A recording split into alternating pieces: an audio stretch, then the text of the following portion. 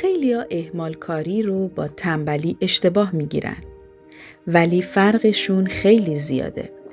اهمال کاری یعنی توان انجام کار رو داری ولی ذهن داره مقاومت میکنه. شاید به خاطر ترس، اضطراب یا کمالگرایی. اما تنبلی یعنی اصلاً انگیزه‌ای نیست، نه انرژی نه مسئولیت. از نظر علمی اهمال کاری یه جور فرار هیجانیه. مغز دنبال راحتی فوریه. اما راه حل چیه؟ تقسیم کار، هدف گذاری واضح، پاداش دادن به خودت و مهمتر از همه مهربونی با خودت. یادت باشه هر قدم کوچیک به سمت عمل یه پیروزیه.